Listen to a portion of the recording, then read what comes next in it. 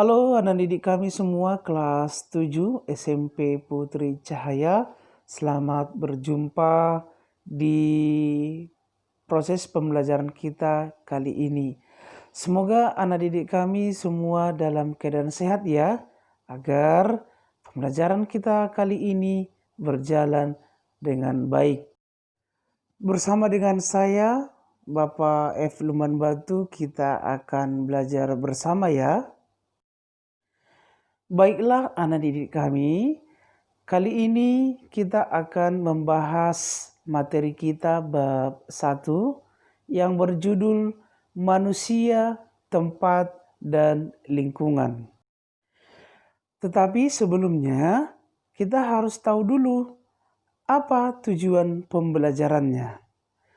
Nah, tujuan pembelajarannya yang pertama diharapkan anak didik kami mampu menjelaskan pengertian konsep ruang. 2. Mampu menjelaskan pengertian interaksi antar ruang. 3. Mampu menyebutkan contoh interaksi keruangan antar wilayah di Indonesia. Yang keempat, mampu menjelaskan kondisi saling bergantung yang diperlukan untuk terjadinya interaksi antar ruang. Dan yang terakhir, tujuan pembelajarannya adalah anak didik kami diharapkan mampu menyebutkan contoh kondisi saling bergantung yang diperlukan untuk terjadinya interaksi antar ruang.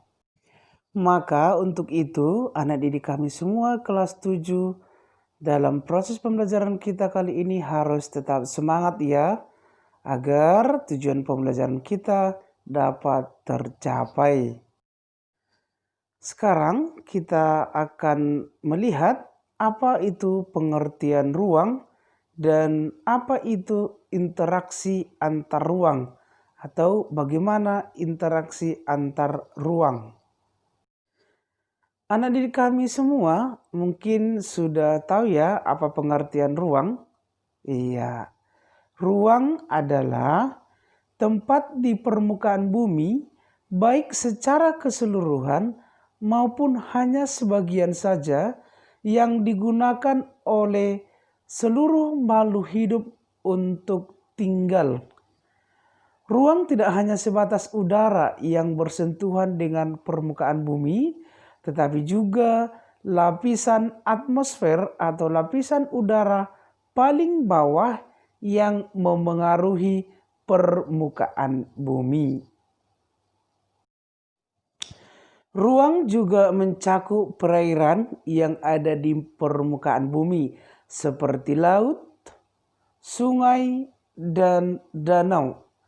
Dan di bawah permukaan bumi ada air tanah sampai kedalaman tertentu. Kita lihat kembali ya contoh-contoh ruang seperti danau, ada kantor, ada organisme atau makhluk hidup, dan ada juga laut dan masih banyak lagi. Setelah kita sudah mengetahui contoh-contoh ruang, maka kita akan kita pelajari bagaimana interaksi antar ruang. Apa pengertian interaksi antar ruang? Menurut Bintarto, interaksi merupakan suatu proses yang sifatnya timbal balik atau saling ada umpan balik dan mempunyai pengaruh terhadap tingkah laku, baik melalui kontak langsung ataupun tidak langsung. Maka dapat kita simpulkan, interaksi antar ruang adalah pergerakan orang, barang, atau informasi dari satu daerah ke daerah lain atau dari daerah asal menuju daerah tujuan. Nah, sekarang kita akan lihat contoh interaksi antar ruang. Wilayah pegunungan umumnya merupakan penghasil sayuran, sedangkan daerah pesisir menghasilkan ikan laut.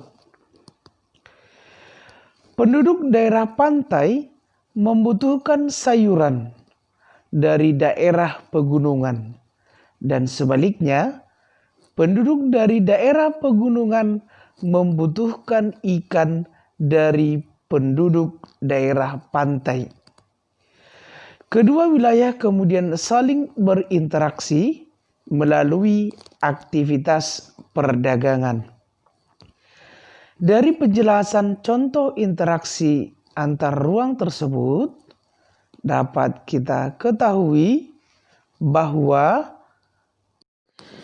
masing-masing ruang memiliki keunggulan tertentu, di mana ruang pegunungan memiliki keunggulan dapat menghasilkan sayur, kemudian di ruang pantai memiliki keunggulan dapat menghasilkan ikan. Dari kedua ruang tersebut, maka terjadilah interaksi. Kenapa bisa terjadi interaksi? Karena mereka saling membutuhkan. Anak didik kami sekalian, dari contoh tersebut bisa kita ketahui di sana ada beberapa contoh ruang. Pasti sudah tahu ya, apa sajakah itu?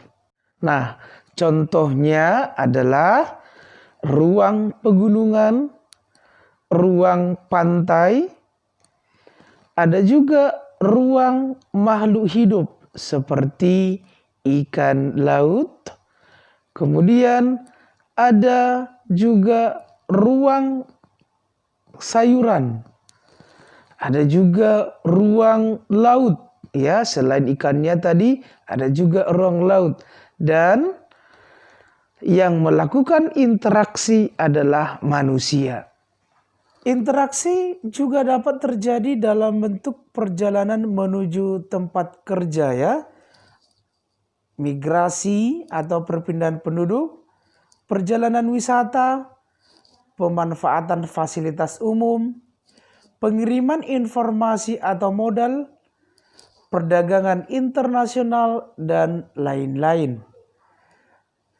Interaksi dalam bentuk pergerakan manusia disebut dengan mobilitas penduduk, atau mobilitas penduduk itu adalah disebut juga perpindahan atau pergerakan penduduk dari suatu tempat ke tempat lain. Interaksi melalui perpindahan gagasan dan informasi disebut komunikasi.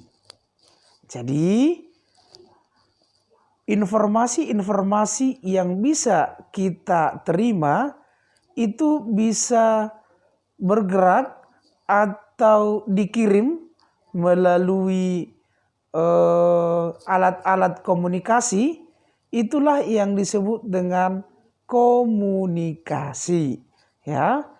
Sedangkan interaksi melalui perpindahan barang-barang atau energi disebut dengan transportasi. Kondisi saling bergantung. Nah, sekarang kita akan lihat beberapa kondisi saling bergantung yang diperlukan untuk terjadinya interaksi ruang tersebut.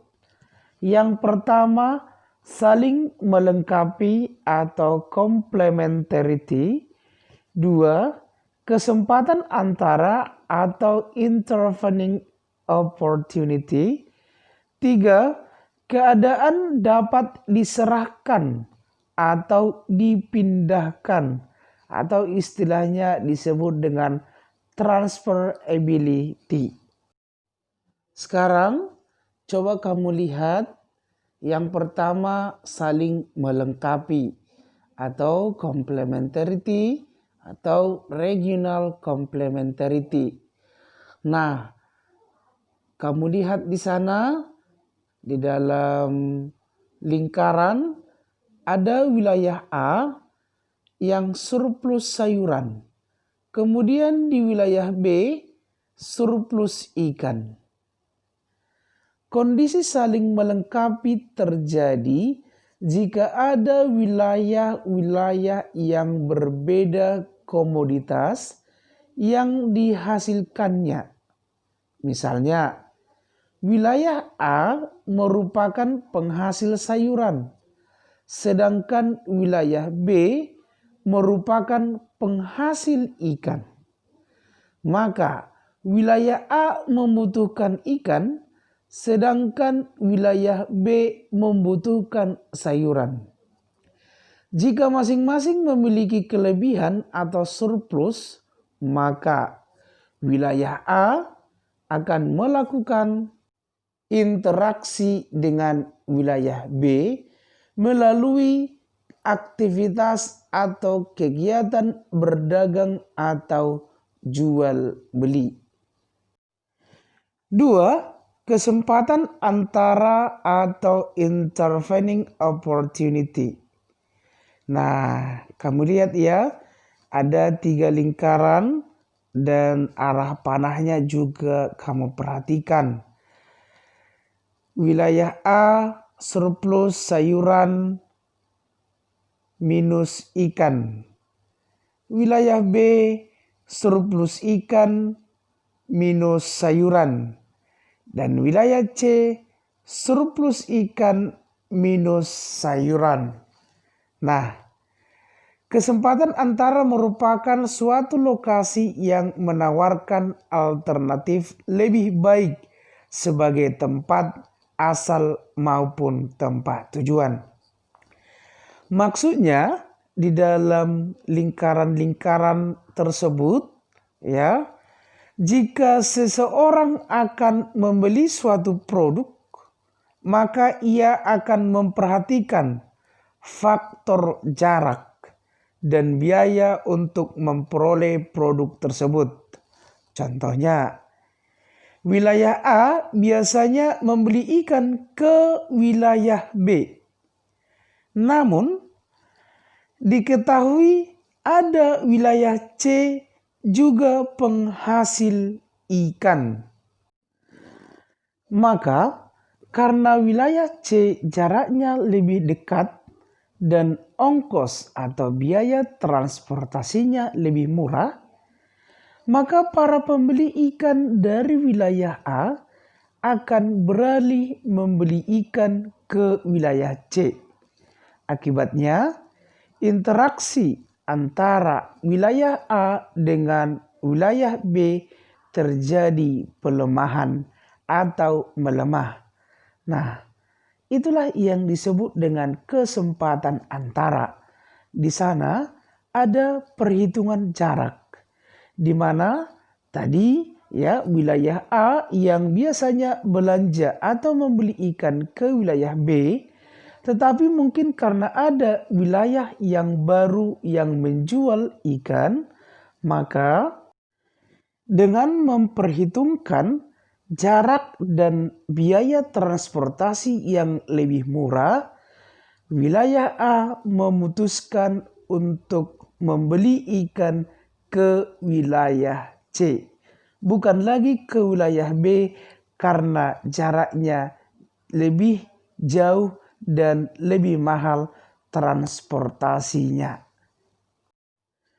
Kemudian yang terakhir atau yang ketiga adalah kemudahan transfer atau transferability. Pengangkutan barang atau juga orang memerlukan biaya. Biaya untuk terjadinya interaksi tersebut harus lebih rendah dibandingkan dengan keuntungan yang diperoleh. Jika biaya tersebut terlalu tinggi dibandingkan dengan keuntungan, maka interaksi antar ruang tidak akan terjadi. Sebagai contoh, seseorang akan menjual sayuran dari wilayah A ke wilayah B, Namun, jalan menuju wilayah B mengalami kerusakan sehingga tidak bisa dilalui. Akibatnya apa? Orang tersebut tidak jadi menjual sayuran ke wilayah B. Jadi, konsep terjadinya interaksi antar ruang yang terakhir adalah kemudahan transfer. Interaksi ruang terjadi jika ada kemudahan transfer, tetapi jika tidak ada kemudahan transfer, seperti kendalanya jalan yang rusak, fasilitas umum yang tidak memenuhi syarat, maka tidak akan terjadi interaksi antar ruang. Oke, anak-anak kami sekalian kelas 7 SMP Putri Cahaya, sudah Bapak paparkan bagaimana interaksi antar ruang, dan sebelumnya juga sudah Bapak jelaskan apa itu ruang. Mudah-mudahan dengan materi pembelajaran kita pada kali ini kamu bisa lebih paham, dan anak didik kami untuk kedepannya akan kita memasuki materi-materi selanjutnya. Untuk itu, Bapak harap kamu tetap menjaga kesehatan, tetap semangat. Salam dari Bapak F. Lumban Batu. Sekian dan terima kasih.